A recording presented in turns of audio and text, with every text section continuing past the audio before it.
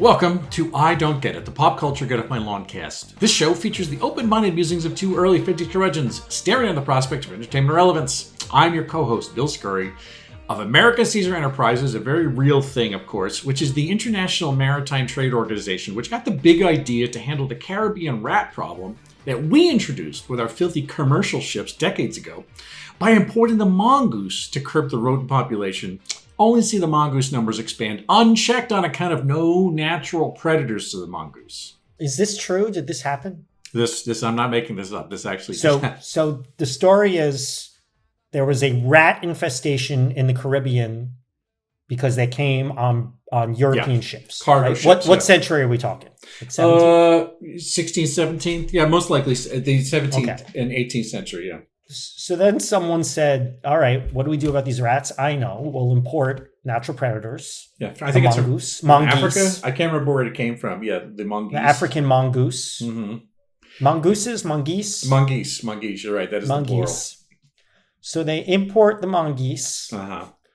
They go nuts. They kill all the rats. But now you got a mongoose problem. Yeah. So we were on holiday. So what do you do about the mongoose? That's the thing. You can't do a goddamn thing about it. So we were... so is the Caribbean island still overrun with mongoose? We were in 2017... Mongooseme? It was 2007. We were in St. John, which is one of the three of the U.S. Virgin Islands. Absolutely beautiful place. Absolutely gorgeous place. Great snorkeling. Next to St. Abraham and St. Martin. St. Abraham. There you go. There's a deep cut. And so what we were at the resort we were at had a lot of outdoor seating, and they were serving tea. And there are mongooses everywhere? Not only are they like when you would put a plate down, a mongoose would jump up to your plate and steal pound cake and run off. Are you fucking serious? I don't think I've ever seen a mongoose in person. That is how ubiquitous they were. Is that they were? I don't know what mongoose look like. They look like ferrets. Picturing like a ferret. Yeah, right? Yeah. They're wild animals. They got teeth. They don't bite you, but it's like they became scavengers. And so it's Are they related to ferrets? Probably not. Maybe they're marmosets or something like that. Herpestidae. 23 living species. What are they related to? Marmosets? I don't know. You get the point. Anyway. Yeah, they're little. Yeah, and they look kind of cute. Yeah, they're not. Yeah. They're like I don't know if they're quite canine or what kind of group they are, but yeah. They're carnivorous mammal, the family Herpestidae. Whatever. This is Wikipedia. It doesn't. Don't worry about it. Anyway, I recommend. There are a lot were introduced in Hawaii. Okay. That's interesting. When I went to Costa Rica, when we would eat out by the pool, monkeys would come. That makes sense too, yeah. And they were very cute. And the guys who served us breakfast gave us rotten bananas. So you take a little, the monkeys just come like a flock of them out of the forest, which was adjacent to where we were. And you put a little piece of banana in your hand, the monkey comes and he sits and he just grabs a piece of banana and puts it in his mouth. It was the cutest thing in the world. All right, anyway, who are you? Introduce yourself. I'm Noah Tarnow. I'm the founder and the senior quiz master of the Big Quiz Thing, the Trivia Game Show Spectacular. Welcome to the show, friends. The podcast where we talk about stuff that's happening now and analyze it. This topic this week was suggested by our buddy Nick Nadell. Had you heard of this before?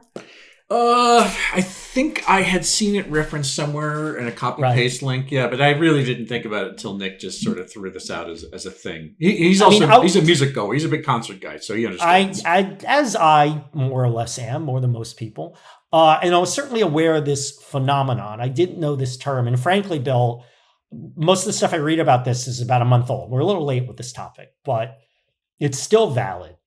The topic is a disease spreading through the world of live entertainment right now. A pandemic. Of blue dot fever. Unrelated to Ted Nugent's cat scratch fever, yes. Right. Well, that was not... the myth is that was the working title of the Ted Nugent album. It was not. It was the working title of the John Badham movie starring John Travolta in the late 70s. Blue Dot Fever, and he was going to be booking Tony Manero was going to be booking concert tickets, and they said, you know what, I think this thing would sell more if it were about the discos of Brooklyn. A good script polish, I have to say. So I love that movie. Do you like that movie? Yeah, it's good. It's very good. Yeah, it's a very good movie. It's quite good. Open in sequence is terrific. All right, but we're not talking about Saturday Night Fever. We are talking about blue dot fever. Bill, it is a disease plaguing the live entertainment industry. Tell us about blue dot fever. Well, you can tell by the way I move my podcast. I'm about to read the intro. No time to talk. All right. Yes, blue dot fever is a term used to describe a large number of unsold seats displayed as blue dots on ticketing websites for live events. As an event approaches, the seating chart is filled with clusters of blue dots, which can signal weak ticket sales. Now, we're specifically talking about concerts, music. This isn't a sports or I mean, I know right? There's a sort of bleed over. I mean, it's funny because, this is happening, the World Cup is proceeding apace. And that seems to be selling tickets. I don't think they're having a problem with that. And the thing is that there was, a couple of months ago, just before the thing opened up, there was some hesitation because people were looking at hotel vacancies, and there were still there were blocks of seats that FIFA were holding on to. So they weren't complete sell-throughs, and so that was people were wondering was the World Cup going to and obviously also were people going to stay away from. Exactly. Shitty country. There was so much of it that the good news, they haven't stayed away, and they stayed away. They haven't stayed away. The good news is they haven't stayed away, and they seem to be really, seeing the good side of America. It worked. And I'm very proud of that. This doesn't apply to the World Cup, although it seemed like for a minute it could. So yeah, I mean, continue with my notes that you jumped out. Yeah, you got there right. That's my job. Interrupt your flow, my friend. The phrase is most commonly linked to the music industry and low concert attendance, although it has been used broadly for other events as well, including sports. But mostly we're talking about music in this case. So experts have linked the phenomenon to inflation, which has prompted consumers to curb discretionary spending on concerts and other entertainment.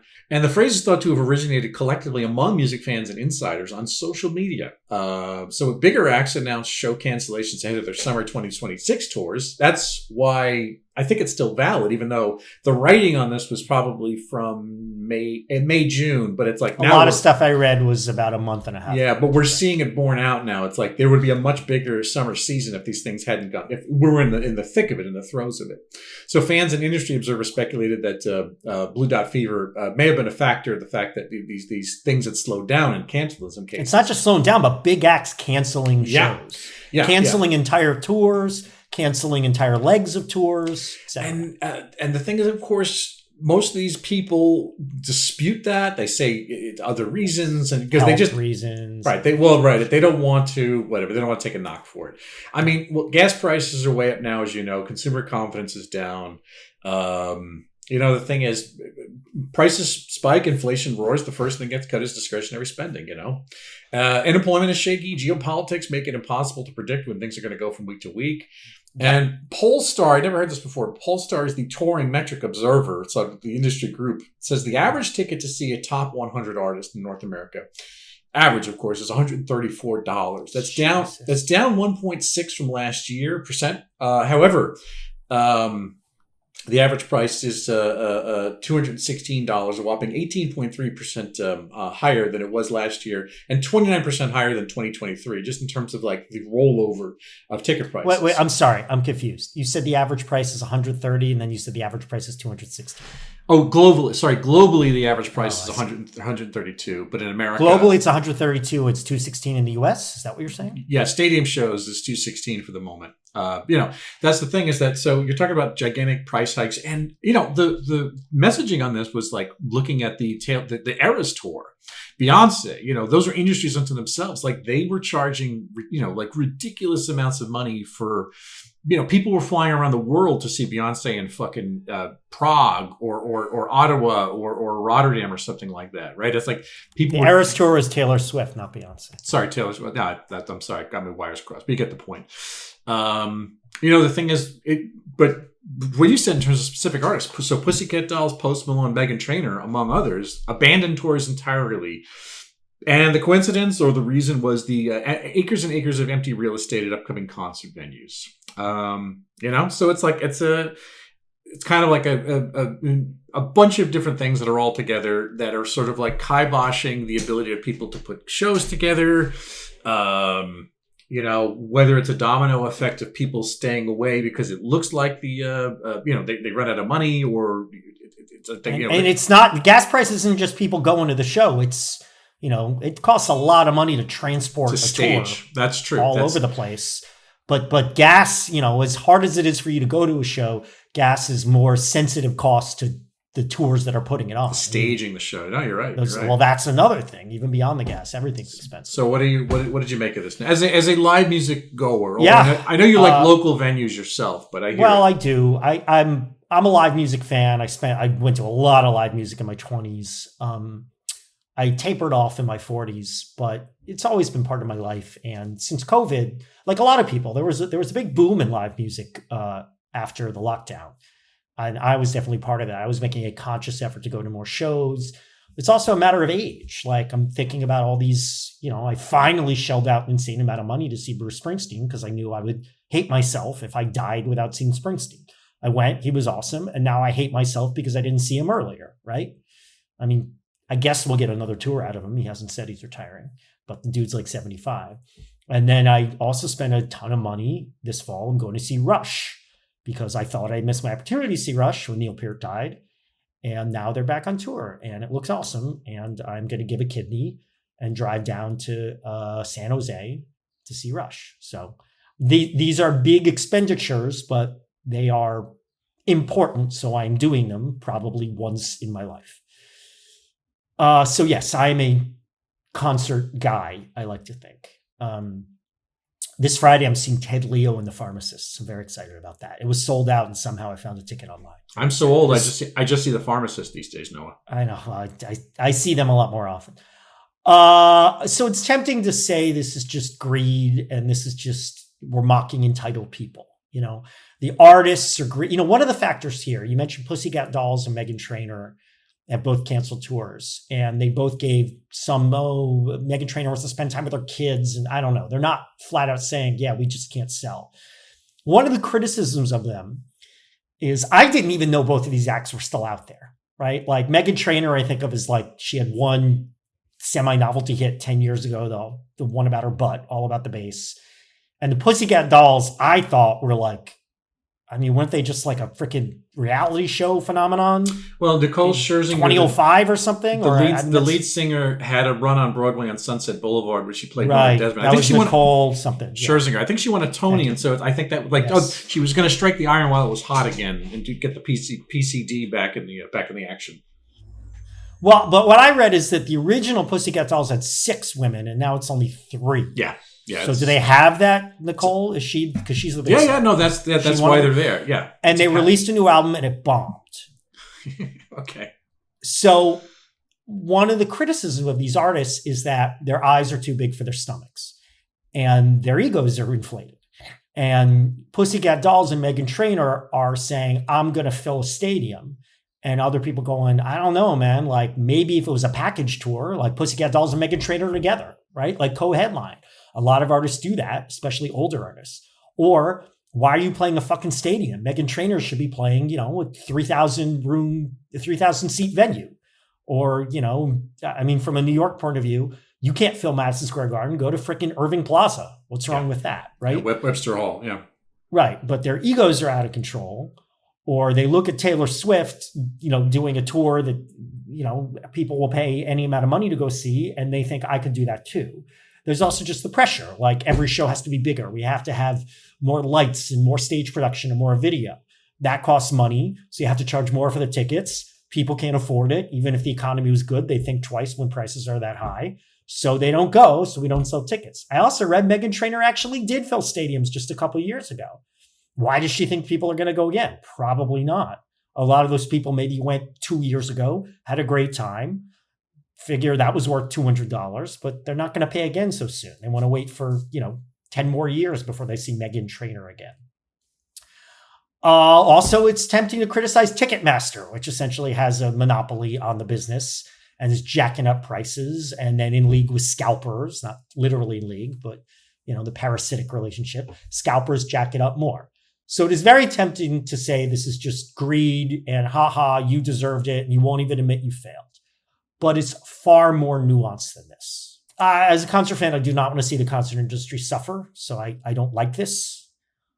And also, I think a lot of reasons that people touring, or maybe a Meghan Trainor or a Pussycat Dolls or Post Malone, is committing themselves to more than the market can bear, is because it's really hard to make money from music now, right? And touring is one of the few, it's funny, when we were growing up, touring was basically an advertisement for an album, right? Like if you went on tour, the whole idea was I might even take a loss on this, but they sell merch, which still makes money. But you're selling LPs. You're selling a right. platter. Well, yeah, that's the main thing. Yeah. There's an argument. A lot of bands are just like basically t-shirt manufacturers now. But I go see, when I was 14, I go see the REM Green tour because it's an advertisement to go buy REM's Green, right? Go buy the CD, spend $14 on that. And, enough of that money will trickle down to Michael Stipe. Now, of course, I loved that REM song. I'm going to listen to it on Spotify. I'll download it legally, or I'll listen on Spotify. And Michael Stipe makes 1/12 of a penny for every time I listen to Orange Crush or whatever. So I think there is a lot of pressure to tour more. So that makes me very sad. And a lot of this is the economy sucks. And a lot of the reason the economy sucks is because the government's completely incompetent and malicious. And it personally pisses me off when I see things I care about suffer because of government incompetence. There is a possible good side to this, though, which is, and I've read some people about this, which is they think that, like, okay, if big acts, the concerts are unaffordable and they cancel tours and you can't go see them, it'll push people more to embrace with local culture. Every city still has some, not as many as they used to, some small music venues where you could see a no-name band for $10 on a typical Friday or Saturday night, right? Still. You're not going to get bands and artists that are household names, right? But you're going to discover music and you're going to enjoy the live music experience. Now, frankly, for me, that doesn't have the appeal it used to. I used to really love going out and seeing rando bands. Honestly, I don't anymore. These days, if I see a band, I want to have some familiarity with them. It's a bonus. I do get there early enough to see the opening act. And my favorite band in the last 10 years I discovered because they were an opening act I had never heard of for a band I bought tickets to see. So, that sense of discovery is still really nice. But I'm not as into it as I used to as I've gotten older. There is a hope that this will encourage the return of local culture, or this will support local culture. I have my doubts. Those local venues are really not, my two favorite local music venues in San Francisco. One just closed, the Parkside, and another, Bottom of the Hill, where I'm seeing Ted Leo next week, is closing in December. And Parkside's becoming condos, and who knows what's going to happen at Bottom of the Hill. The owners are retiring, and no one can make it work. So I see this as mostly a bad thing. I don't like seeing art suffer under any sense. I don't like seeing artists' egos, get in the way of musical culture spreading. And even though I would, you'd have to, smack my feet with a ball peen hammer to get me to go to a Meghan Trainor or Post Malone or Pussycat Dolls concert, I want to see other people be able to go to them. I'm glad that people go to live music, and I'm glad these acts are still out there. And I'm not so offended by them that I wish they'd go away. I'm glad other people are enjoying them. And it's too bad if other people can't, for what frankly seems to me a lot of bullshit, stupid, short-sighted reasons. Yeah, fair enough. I'm not a live music fan for the most part. But you see acts you care about. Right? Yeah, that's the thing. It's like, this is something I'm kind of, I regard it with a little distance, just slightly askance. The thing is, I think I got it down to, I've only seen 15 to 20 concerts in my entire life. Are you serious? Yeah, that's about it. Wow. I think that's sad, dude. That's not sad. It's sad. You are a sad, pathetic man. Look, you are sad. Haven't you seen Toto 15 times? I've seen them. Toto? I've seen them 4 times. Yeah, that's the bulk of what I've seen. Yeah. You've seen Toto. You've seen Asia. You've seen Emerson, Lake and Palmer. You see all those bands. No, all those bands. They've been broken up for 35 years. What are you going to do? Have you seen Asia? Don't they still tour? I saw a reconstituted Asia in 2001, I believe it was. Okay, yeah. So John Wetton was still alive. No, it wasn't John Wetton lineup. It wasn't Wetton. So who was it? Steve Howe and a bunch of no. No, it was Jeffrey Downs, the keyboardist, had continued to pace with a different band. They called themselves Asia. That's what they did. And Downs was the only old school Asia. That was it. Yeah, that was it at that point. Have you seen ELP? I've seen Emerson and Lake, not Palmer. There was no Palmer. You've seen 2/3 of ELP. Yeah. Which of those have you seen? Genesis? I saw their last tour. Yeah, they saw them here in Holland. That's where I saw them. Yeah, me and Matthias saw them here. That was great. But like, so is Toto the band you've seen the most? Yeah, that's true. Now here's the thing though: being trapped behind a bunch of people at Irving Plaza, or being self-conscious that the 6'2" me is completely blocking the view of some elfin girl behind me at Webster Hall. Those are disincentives. I'll be honest with you. For me too, but if the music hits you, the music hits you. And I get it. I get it. There's nothing like that. But look, generally it means that the few shows I've gone to were worth overcoming my hesitation. So whatever price I paid, generally I didn't pay attention, was worth it. Like that, I'm just like, that's not really look, again, I'm in a fortunate position where I can afford the ticket for something. If I'm buying one show a year, that's the concert expense. I'm not doing this all the time. And I think that's what a lot of people are doing. They spend, an arm and a leg to see Taylor Swift and like, okay, that's it. That's my concert for the year. Or but for that's these also, 6 months. that's $2,000 for a Taylor Swift ticket. So I've seen Taylor Swift. Maybe I'll also shell out for Beyonce, but that means I don't go see Meghan Trainor. I don't go see Pussycat Dolls. I don't go see Post Malone. Yeah, I don't go see Zayn. Zayn canceled his tours. Right, Zayn Malik also did that too. Good luck. Yeah. So the thing is, I think here's the thing. I like echo what you're saying. We know what's going on here, right? It's that everything which is once seen as normal, a regular tenet of middle class life in America since the 2000s, at least for 25 years now, has been upscaled or upturned or upsold into premium. It's been called premium or luxury. It's a fucking marketing disease that all of these businesses caught with. You just can't have a fucking scrambled egg sandwich. It has to be a premium scrambled egg sandwich on a roll that you wind up paying $18 for. Right? Yep. This is exactly what's happening. And so you're getting the concert version of a fucking scrambled egg sandwich from what is that fucking California company called Egg Slut? And there's one in New York too, where it's like they're selling you upscale bread. Egg Slut? Egg Slut, yes, exactly. This is a restaurant? It's a counter. It's a haute cuisine counter service. Yes, exactly. Egg Slut? So here's the thing. That's not appetizing. Air travel, a day at Disney, a fucking well-made pizza are being all offered at usurious prices right now. This is gouging, Noah. This is gouging, plain and simple. It's fucking war crimes. And the idea is that if you're fucking young people over, right? And the thing is, let's say it's like, I think that was the bulk of who was going out to see shows were music fans, were young people, young music fans. That's you're getting the people who did not used to have to spend an arm and a leg to do so, and you were getting a fucking manufacturing a fan base that would stay with you for life if you're able to see them tour over and over again.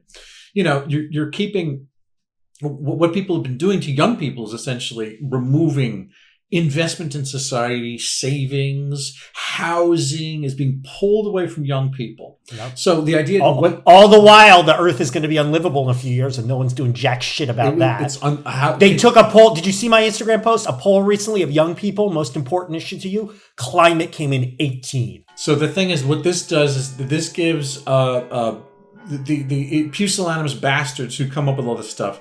It's like the idea that what they're doing is they're soaking young people for YOLO events. The whole point of it is, if you're not buying a house, this is that shit that Scott Galloway says on his podcast every week. The idea, if you're not buying into society, right, you're not allowed to have a decent car. You can't have a house until you're 48. You can't start a family because you can't afford it. What can you do is you can take that money frustratedly and spend it on a luxury item, which is a concert ticket for Taylor Swift. And that becomes conspicuous consumption items like an iPhone or Supreme track pants or some shit like that. Last week, the Pussycat Dolls became the latest major musical act to pull the plug, canceling nearly its entire North American reunion tour. In a social media post, the group said it had taken an honest look at the North American run and found the numbers didn't work. We've already kind of drifted into why it's popular. It sounds to me like you're saying the whole thing is greed. It's not just greed, but I all I'm seeing is greed. I'm kind of like, I have a hammer and everything looks like a nail at this point, and I'm sick of greed, and greed is like a terrible thing right now. That is, I'm sure there are more things than that, but it's like, let's go upstream and just say greed is got to be the prime motivator for a lot of this shit at the moment. Not that it's the only motivator, but there's some nuance to it. But greed is just so terrible. You know what I'm saying? But that's, I mean. I was going to say this section is why is it popular. This is a weird thing to say. Blue dot fever, the cancer inside the music industry is popular right now, and it's like, well, but I guess I'm thinking more like, why is this happening? Yeah, right. That's it. Exactly. Why is it happening? Look, the research keeps mentioning that the post-COVID moment we had, there was that sort of humans were loose back on the world. Just a couple of, I guess it was 23, 24, 25 maybe. That whole what they call it, revenge tourism. I forget what they called it. So concerts, sports, travel blasted back to life. Because of the pent up pressure. And so the thing is, you had nutty hotels in luxury places were sold out. The flights were hard to get a hold of. It's like people were traveling more than they had beforehand. They said, again, it was YOLO, man. It's like, fuck, we're going to die. And I don't want to not have gone to Hawaii if we're just going to die of a respiratory disease inside my house. And so when they were done with it, that's what they got to do. So the thing is, the response to all that was to jack up the prices. I mean, it's like, look at the World Cup. I mean, we mentioned it at the top of this, but it's like the World Cup tickets. They kept talking about this is ridiculous, but to say the 1994 World Cup, how much hotels cost, how much transit cost, how much tickets cost when they played here. Granted, that was like 85 years ago. But I mean, the percent, it's like even year over year for different venues of where the World Cup, the Qatar World Cup, I guess was the last one before this. It's like, each year, FIFA prices this thing out into oblivion. It's like you were honestly expected to pay thousands and thousands for tickets, and it's like, where's that money going? I mean, I'm sure that it's not what is it, Cabo Verde people coming here from their little island and staying at the fucking Palm Hotel in New York. Although I'm sure maybe some of them do, but look, as I'm saying, I wouldn't call it popular, but that's the idea. Is that why is this prevalent? It's like mercenary commercial agents are out to skull fuck anyone who gets in their way. And they all these fucking people, all these things are being run like tech companies. They got to show tech company-like returns quarter over quarter now. I mean, sectors of the economy that have no business thinking that they should earn like Apple are being treated like Apple, and they're being punished if they don't have that kind of earning. It's insane. But this is where we're at. It's a fucking arms race predicated on tech companies. You're not wrong. And I think at the top, greed is the problem. It's greed. There is a lot of greed and ego on the part of the artists and Ticketmaster. I mean, look, why is the economy suck? Because greed of our supposed leaders, right? Like, it's just about their own self-gratification. And yes, the tech sector fuels a lot of that and is in league with these malicious politicians who are sabotaging our country. But as I said, it's more nuanced than that. Let's give the artists credit that at least a lot of them are trying to make this work, and they just can't make the numbers work. As I said, it costs you money to drive to the concert. Think of how much money I saw some stat like 10 years ago to rent a bus was like $1,000 a month or something. Now it's like $6,000 a month, right? So you see this in patterns of, all right, we're canceling this leg of the tour, but not that leg. Or instead of doing one night in each of these cities, we're doing 6 nights in New York, 6 nights in LA, 6 nights in Chicago, right? So we don't have to travel so much. That cuts down on costs, right? It is lifestyle creep. It has to be an arena, and that costs a lot, right? Like, you could say Meghan Trainor is an egomaniac for thinking she could fill an arena again, but maybe that's what her fans expect, right? Maybe that if she isn't there, it'll hurt her reputation enough that it'll tank her career. I don't know how this shit works. And then an interesting phenomenon is there certainly are some artists who they'll have a huge following on social media, right? Their videos are watched billions and billions and billions of times, but they can't bring people to an arena. It's a different kind of fame. There are more options for entertainment. So it is when we were kids, there weren't that many things to do. When our parents were kids, there were even fewer things to do. You go to live music because it's something to do. Now you can have a lot of experiences, unfortunately, sitting in your fucking basement looking at your iPad. It's just scrolling endlessly through bullshit, right? And then I said, of course, the oversaturation. Musicians want to tour more because they can't make money off of records and streams, right? So they tour more. So Meghan Trainor's like, I know I did arenas 2 years ago. I got to do arenas again. I know this Pussycat Dolls act might not really, have the juice yet to fill the nostalgia circuit or fill an arena on a nostalgia level. But, how else are we going to make money and support this whole organization?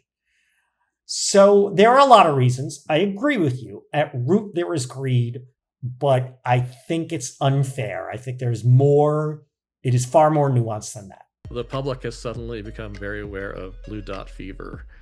And it's partly because just out of morbid curiosity about tours that are not doing well, and partly because they are sometimes hoping that if the seats don't sell, they'll get a bargain later on. Noah, would you have liked this horrible thing happening? Would you have liked it as a kid? Well, look, in my 20s was my peak of going to live music. I was trying to be a music journalist for part of that time. And I would go to just so many damn shows. I mean, there were a couple of venues in New York where I consider myself like a semi-regular, right? And I think I'd be talking about this a lot as a way to wave the flag of, like I said, like go to live music. Like, fuck this. Why do you need to see, by the way, David Lee Roth had to cancel a tour. Did you see that? I did not see that. And people are mocking him because Sammy Hagar he's also on tour and he's filled seats. But David Lee Roth hasn't. So, they're turning that around. Also, apparently he's a shitty singer now. So I would see this as a way to say, well, why go see, these desiccated guys from the 70s? Go see this band and that band, all these local bands. You watch your mouth when you talk about the Red Rocker, my friend. I would see this as why go see, various lead singers of Van Halen. Don't go see Gary Sharon in concert. Go see the local acts, right? And also just me being more of a snarky asshole, I use this opportunity to say, well, Meghan Trainor sucks. She's an egomaniac. Zayn Malik he won't even admit that no one likes him and he has to lie about it. I would diss on Malone's both post and pre. And I would see this as a way to say, see, serves you right. But as an older man who is less into, going to live music on a whim, I'm more open to the nuance of this. So yeah, if I were younger, I think I would care more and be more passionate about it. I'd be like you, and I'd just say it's greedy assholes. But I'm more mentally healthy than you are as we enter our 50s. You get with that. So I don't think this would have really hit me much as a kid. The thing is, I was already skeptical of concert going as a kid. It's probably where I developed this crouch that I have about live music. I just hadn't, I had not cultivated a personal relationship with music taste until later than most people did. It took me into my teen years, I think, until I got my first CD player. Sure. I mean, I wasn't curating, I wasn't buying my own music, and so I didn't really have a relationship with it. That's kind of what it came down to. And then on top of that, all the bands that I'd listened to with enthusiasm had all long broken up. There was no way to go see Journey. There was no way to go see the Police, but of course the Police did a year of touring in, I think, 2007. Journey toured all the time in the 90s, didn't they? They got back together with Steve Perry after his solo album flopped. When You Love a Woman, right? That was the 90s. They didn't tour after that. That's the thing. They didn't tour? No, Steve. So when's the last time they toured with Steve Perry? The 80s? Yeah, 1985. Wow. But then they got the other Steve, right? Yes, they got the Filipino. No, they got Steve Augeri, and then they got Arnel Pineda, the sort of winner. He was a karaoke singer in Manila, Philippines. They tour with him now because he's a Steve Perry sound alike. Have you seen them? With no, these other guys? No, I would never see that. Really? You wouldn't go see Journey without Steve Perry? No, I would not. That's how the band to me is like. I've seen Yes without John Anderson, and it's like it's really difficult. I mean, granted, I love the band, but it's like you kind of need that voice. And Steve Perry, Steve Perry has not toured since they went on the Raised on Radio tour. And that was it. Wow, really? Yeah. No, actually, right. That was like 84 or something, right? No, it was 86. But yeah, anyway. So the thing is, it's like, that's the thing is like, so the band, those bands are all gone. I think the price, was a mood issue, even if I'm not even looking at who was playing Nassau Coliseum in Uniondale in 1992. By the way, I just, when I was thinking about, when I write this for my notes, I was thinking that ELP, Emerson, Lake and Palmer, played the Nassau Coliseum in Uniondale, Long Island, right? In 1970. I'm amazed that they filled a stadium that size at any point. But really? Music was different then.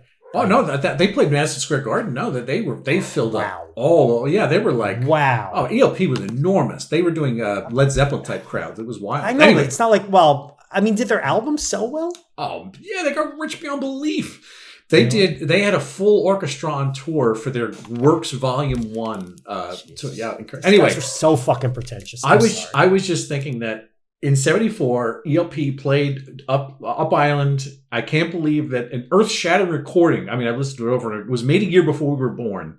And it's like, it was so close. It was a year, like there's no way to actually get there. It was just happening. Space and time had misaligned and I wasn't able to get there for it. Anyway, that's neither here nor there. So all of these blue dots represent an open seat. In other words, it hasn't been sold. And that is a problem for the artist, for the promoter, and ultimately for the fan, because if there aren't enough seats sold, cancellation. Wow. Is the rash of blue dot fever running through the music industry, the blue dot quarantine that will soon have to happen. Is that in any way a sign of the apocalypse? Forced scrubbings with guys in hazmat suits and brushes like Silkwood, that kind of thing. Somebody gets covered in, up against the wall and they get hosed and deloused. What is it? The powder thrown at them from a great distance. When you get to prison, yeah. Look, I think it's fucking over mid-lip artists here. Sorry, mid-list, not mid-lip artists. It's fucking over mid-list artists who tour as duos or package deals. That's always, the old men would do that. Toto would go on tour with guests, that right. And that's sort of the argument is Meghan Trainor can't accept that she's quote unquote an older act now. And if she teamed up with someone else who was a star 12 years ago, she might have better luck. Right. And you're talking about if the boomer shows is different. It's like, you know what? You go see the hotels and the Fix and, you mean the motels? Oh, the motels. Yeah, Martha Davis and the motels. Yeah. Yeah, I'm saying it's like last summer. Motels, not hotels. That's don't give them that much credit. That's what you were expected to see. And people, when those kind of bills started to come out, they were kind of being like, oh, look at these one-hit wonders. And of course, that was not fair, but it was like, it was a way to run them down a little bit. I saw the Totally Tubular tour a few years ago. Yeah. Some Men Without Hats, Thomas Dolby, Yep. Thompson Twins, Tommy Two-Tone, Yeah, Bow it's Wow great. Wow. It's fucking great. That They're show artists, was man. fucking awesome. Yeah. So the Men Without Hats were amazing. So the thing is, this phenomenon is hitting people who would probably do okay if they were given the chance to make a buck the old-fashioned way by working the road on a bus. I mean, that, like you said, that people sold albums, and when they didn't sell albums anymore, they sold fucking MP3s. And the MP3s were a leader to get you to the live show, and it's like now they don't make money by Spotify plays, and they can't get on tour because it's too fucking expensive to put a show on the road. Some of the art, like your point, you said before, but the fucking tour bus rentals are usurious. Like, just talk about not just gas prices, but the actual coach, the rental of a coach. Kibosh is the chance at a decent string on the road. You're not going to go to St. Louis. You're not going to go to Kansas City. I mean, it's more difficult than it's ever been. So the thing is, fans and artists are getting hosed, and almost the way to earn money from music, they just kind of keep slamming doors in your face. That's the thing. It's like there's so many places to put music, but there's very few ways to actually make money off of it. It's kind of wild. I say yes and no. This is the apocalypse. No, because theoretically, and this is glass half full. As I said, it could encourage a return of local music. I mean, there are bands, obviously not A level or even B level, who are saying, when I tour, I want to play a basement show. I want to play a record store. I want to play these out of the way gigs, really embracing a different model of performance. I think this is encouraging some people to do that. And while I bemoan, the end of venues like Bottom of the Hill and the Parkside, it's amazing. There's still zillions of no-name bands in any big city, right? They're still out there. Music will never die. Art will never, ever die.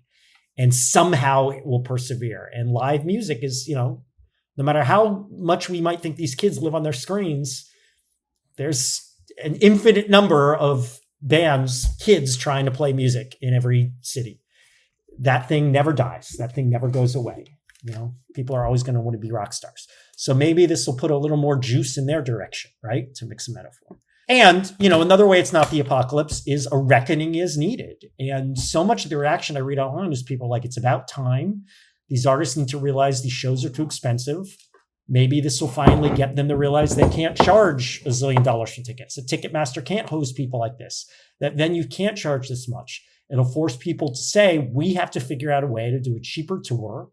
We have to be less greedy. I mean, who knows if that would happen, and accommodate more people. And that's the hope.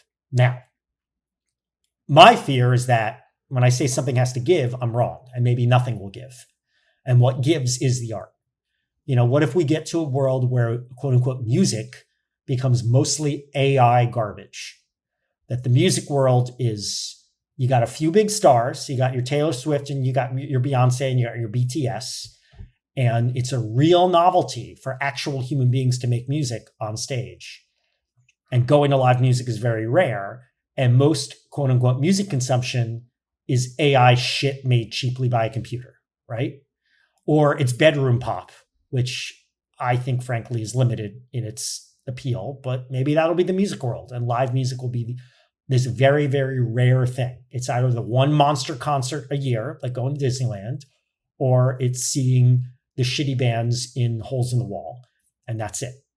And just like hollowing out the middle class, in our country, you hollow out the art industry, and art becomes either zillionaires or nobodies who need 7-day jobs. To the epidemic spreading across the music industry, have you heard of the so-called blue dot fever?